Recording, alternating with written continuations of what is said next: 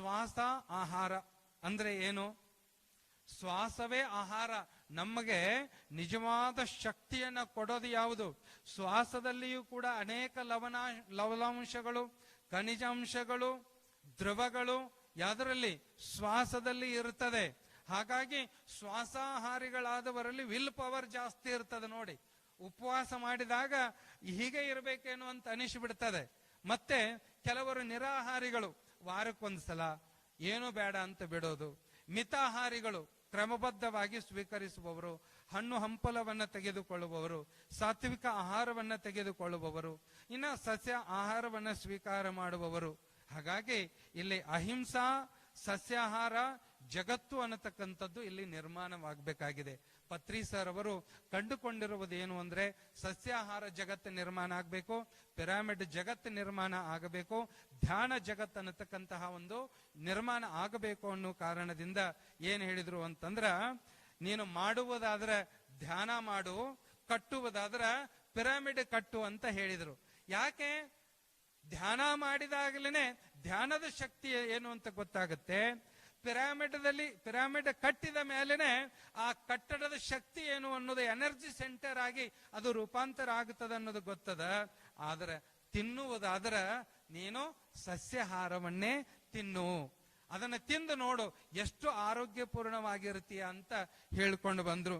ಹಾಗಾಗಿ ಇಲ್ಲಿ ಮಾಂಸಾಹಾರ ಅಂತಂದ್ರೆ ಅದೊಂದು ಪಾಪದ ಆಹಾರ, ಅತ್ಯಂತ ನೀಚವಾಗಿರುವಂತಹ ನಿಕೃಷ್ಟವಾಗಿರತಕ್ಕಂತಹ ರಾಕ್ಷಸರ ಭೋಜನ. ಅದು ಯಾವುದು?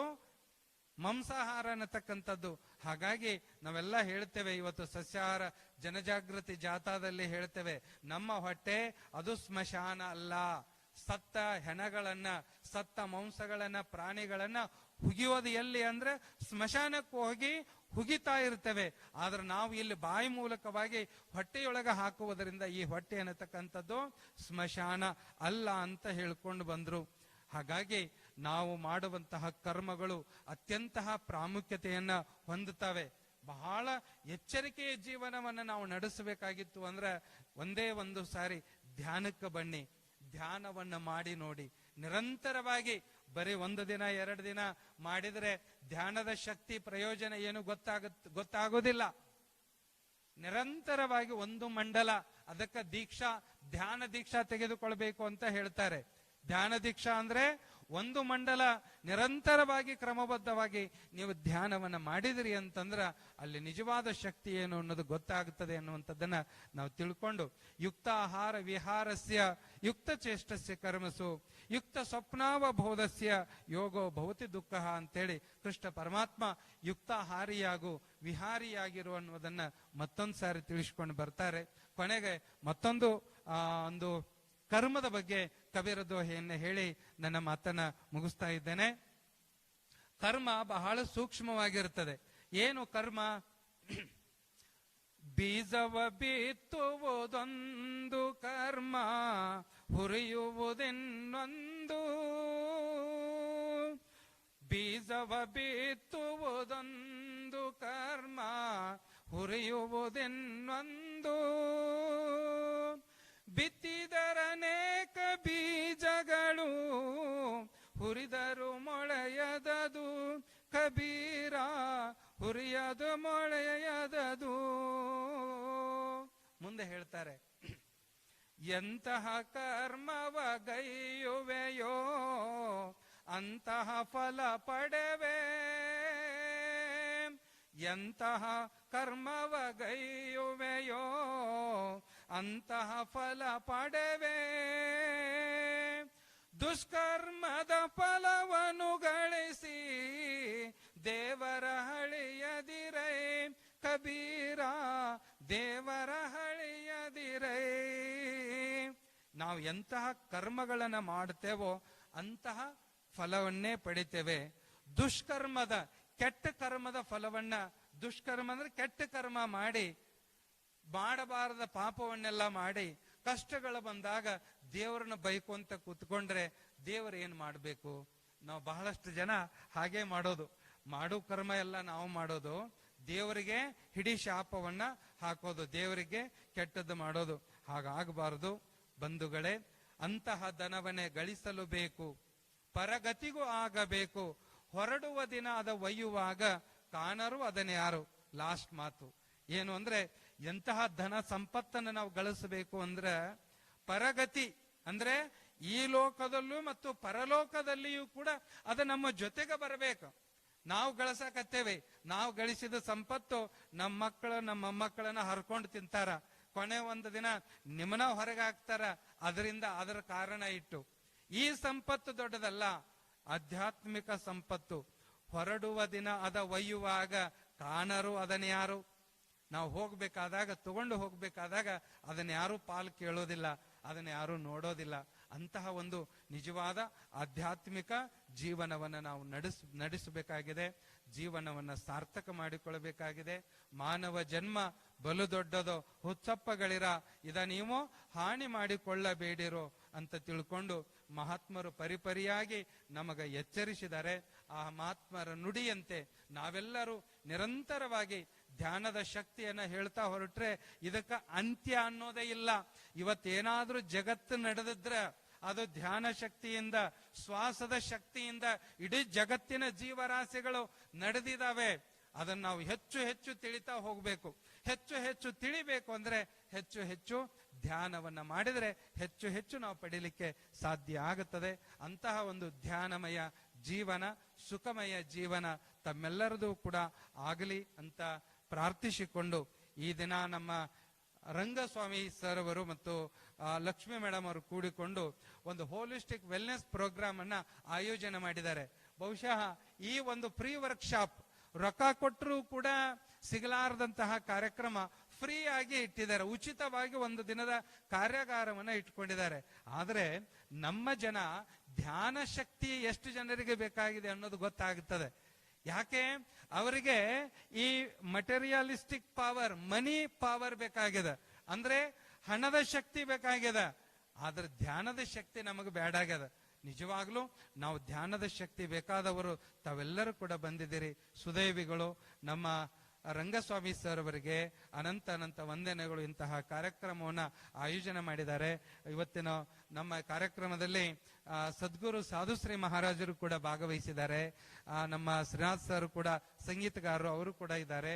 ಅವರಿಗೆ ಒಂದು ಜೋರಾದ ಚಪ್ಪಾಳೆಯ ಮೂಲಕವಾಗಿ ಅವರನ್ನು ನಾನು ವೈಯಕ್ತಿಕವಾಗಿ ಅಭಿನಂದಿಸ್ತಾ, ಇದೊಂದು ನಮಗೆಲ್ಲರಿಗೂ ಅವಕಾಶ, ಇದು ಅಷ್ಟೇ.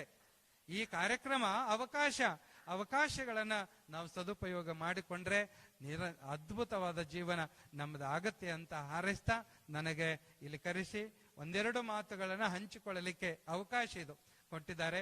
ತಮ್ಮೆಲ್ಲರಿಗೂ ವಂದಿಸಿ ನನ್ನ ಮಾತನ್ನ ಮುಗಿಸ್ತಾ ಇದ್ದೇನೆ. ಎಲ್ಲರಿಗೂ ನಮಸ್ಕಾರ. Thank you very much sir.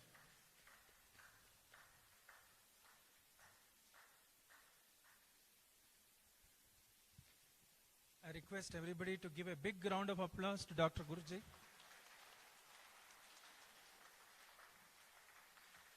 ಅವರ ಹೆಸರೇ ಬ್ರಹ್ಮಾನಂದ ಗುರುಜಿ ಅಂತ ಹೇಳಿ. ಅಂದ್ರೆ ಬ್ರಹ್ಮ ಮತ್ತು ಆನಂದ. ಆನಂದಕ್ಕೆ ಪದ ಸತ್ ಚಿತ್ ಆನಂದ ಅಂತ ಕೇಳಿದ್ದೀವಿ ನಾವು. ಆನಂದ ಅಂದ್ರೆ ಬ್ಲಿಸ್. ಅವರು ಸನ್ಯಾಸ ದೀಕ್ಷೆ ಮಾಡಿದಾಗ ಪರಮ ಪೂಜ್ಯ ಅಭಿನವ ಬ್ರಹ್ಮಾನಂದ ಗುರುಜಿ ಅಂತ ಹೇಳಿ ಅವರು ಒಂದು ಉತ್ಸಾಹದ ಚಿಲುಮೆಯಂತೆ, ಒಂದು ಫೌಂಟೇನ್ ತರ ತಮ್ಮ ಅನುಭವದಿಂದ ತಾವು ಕಂಡುಕೊಂಡಂತ ಸತ್ಯ, ಭಗವದ್ಗೀತೆ, ದಾಸರ ಪದಗಳು, ವಚನದಿಂದ ತಿಳಿದಂತ ಅಂಶಗಳು, ಅಲ್ಲೇ ಚುಟುಕಾದ ಕಬೀರ್ನಿಂದ ಬಂದಂತಹ ಒಂದು ವಚನಗಳು, ಹೀಗೆ ಎಂತಹ ಒಳ್ಳೊಳ್ಳೆ ವಿಷಯಗಳನ್ನ ನಮ್ಗೆ ಹೇಳ್ಕೊಟ್ಟಿದ್ದಾರೆ. ರಾಜ ಋಷಿ, ಬ್ರಹ್ಮ ಋಷಿ. ಅಂದ್ರೆ ಧ್ಯಾನ ಮಾಡೋರು ಫಸ್ಟ್ ಋಷಿ ಅಂದ್ರೆ ದೃಷ್ಟಿ ಅಂತ ಹೇಳಿ. ದೃಷ್ಟಿ ಅಂದ್ರೆ ದೃಷ್ಟಿ, ಅಂದ್ರೆ ಮಂತ್ರಗಳನ್ನು ದೃಷ್ಟಿ ಮಾಡೋದನ್ನು ದೃಷ್ಟಿ ಅಂತಾರೆ. ದೃಷ್ಟಿಯಿಂದ ಋಷಿಯಿಂದ ರಾಜ ಋಷಿಯಿಂದ ಬ್ರಹ್ಮ ಋಷಿ. ಹೇಗೆ ಧ್ಯಾನ ಮಾಡೋರು ಕೊನೆಗೆ ಬ್ರಹ್ಮ ಋಷಿಗಳ ಪತ್ರಿಯವರ ರೀತಿ ಆಗ್ಬೋದು ಅಂತ ಹೇಳಿ ತಮ್ಮ ಒಂದು ಅನುಭವದ ಮಾತುಗಳನ್ನ ಹೇಳಿ ನಮ್ಗೆ ತಮ್ಮ ಜ್ಞಾನವನ್ನು ನಮ್ಗೆ ಹಂಚಿದ್ದಾರೆ. ಮತ್ತೊಮ್ಮೆ ಅವರಿಗೊಂದು ಚಪ್ಪಾಳಿಯನ್ನ ಕೊಡೋಣ. Thank you so much sir. ಮುಂದೆ ಅವರಿಗೆ ಹೀಗೆ ಬೆಂಗಳೂರಲ್ಲಿ ಅಲ್ದಿರ ದೇಶ ವಿದೇಶಗಳಲ್ಲಿ ಹೆಚ್ಚು ಅವರ ಧರ್ಮ ಪ್ರಚಾರದ ಕಾರ್ಯ ನಡೀಲಿ, ಅವರಿಂದ ಜಗತ್ತಿಗೆ ಇನ್ನೂ ಒಳ್ಳೆ ಕೆಲಸ ಆಗಲಿ ಅಂತ ಹೇಳಿ ನಾನು ಆ ಭಗವಂತನಲ್ಲಿ ಮತ್ತು ಗುರುಗಳಲ್ಲಿ ಪ್ರಾರ್ಥನೆ ಮಾಡ್ತೀನಿ. ಈಗ I would like to invite His Holiness Shri ಸಾಧು ಶ್ರೀ ಗುರು ಮಹಾರಾಜ್. ಮೊದಲೇ ಹೇಳಿದ ಹಾಗೆ ಸಾಧು ಶ್ರೀ ಗುರು ಮಹಾರಾಜ್ ಅವರು ಐ ಸಹಯೋಗ್ ಫೌಂಡೇಶನ್ ಫೌಂಡರ್, ಧರ್ಮಗುರುಗಳು. ಅನೇಕ ಅವರ ವಿಚಾರಗಳನ್ನು ನಾವು ತಿಳ್ಕೊಳ್ಳೋದಿದ್ದೀವಿ. I don't want to waste my time here. We have the holiness himself here. So I request Sadhguruji to come and address us.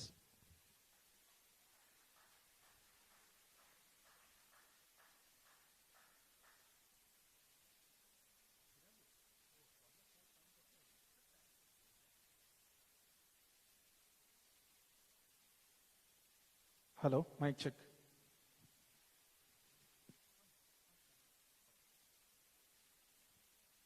ಎಲ್ಲರಿಗೂ ನಮಸ್ಕಾರ. So my Kannada is this much only. I am Kannada illiterate. That's okay. I hope all of you can understand. Because relation between you and me is not dependent on the language. It is a heart to heart and a mind to mind relation. Love has no language. Am I right? How many of you believe that love has no language? Everyone. I love you. Right? So we have no language barrier. We can understand each other without language also. But since we are human beings, we will try to communicate in a human language, maybe in English or a little bit of Hindi. That is all I know. Right? Are you okay with that? Is everybody okay? Thank you so much. First of all, I would like to thank Rangaswamy sir for organizing such a wonderful program on such a big level, and his wife Lakshmi ji, who is working behind this from a very long time. Thank you so much, sir. And I would also like to thank our Swamiji, Abhinav ji, Dr. Abhinav, for coming here all the way from Belgaum and addressing us here and giving us so much good knowledge about Dhyana, meditation, the importance of Dhyana in our life, which we have forgotten nowadays. And I would also like to thank Srinath ji for coming here, and he will be performing his music as well, and organizing, anchoring this program, and being a part of all this. And I would also like to thank all of you for coming here and becoming a part of this program, becoming a part of this celebration. Without you, this program is nothing. Am I right? Right? Without you, there is nothing. I would also like to thank our people, all the cameraman and everybody, whoever is a part of this program. My all blessings and my thanks to everybody here. Now today, the topic that I am going to discuss with all of you is, you know the topic? How many of you know the topic? Did you get the invitation card? You got the invitation card? How many of you know the topic? The topic is poem. Poem. How many of you know poem? Do you know any poem? Do you know any poem? Bachpan mein, childhood, you remember any poem? You know any poem? Twinkle, twinkle, little star. Huh? Baba Black Sheep. Right? Poem. All of you know? First, second standard, we all learned poem. So that was a poem for a little child. Now today, the poem that we are going to discuss is the power of energy mind. What is it? The power of energy mind. So the poem refers here is the power of energy mind. How many minds do we have? Do you know how many minds do we have? How many minds do we have? Any idea? Sir, any idea how many minds do we have? Conscious mind, subconscious mind, 3 minds. Somebody says 3 minds, somebody says 2 minds. But not only 3 minds, we have multiple minds. Out of these multiple minds, there is one small mind, which is actually mind is a layer of the energies. What is mind? Mind is an energy. It's a layer of energies. Like every emotion that you have is a part of your mind. कौन-कौन से emotions होते हैं? You know any emotions? How many emotions do we have? Krodh, anger, happiness, khushi, sorrow, sadness. So many emotions we have, right? Every emotion is an energy, and every emotion is a part of our mind. Are you getting it? Do you understand? Any problem? ठीक है? Okay. Now what is mind? Mind is the most powerful energy in the entire universe. Mind is the most powerful energy in the entire universe. How come? Brahma. You know Brahma? All of you know Brahma? Brahma created this universe with a thought, one single thought.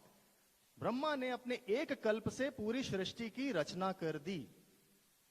Brahma ने अपने एक विचार से, एक कल्प से पूरी सृष्टि की रचना कर दी.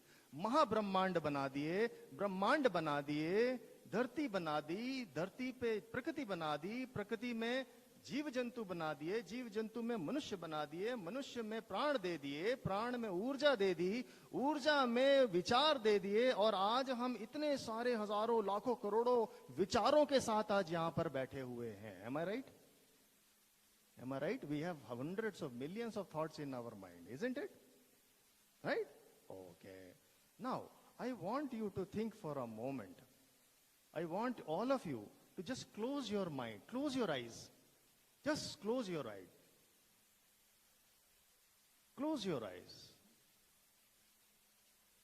And think, what is there in your mind right now?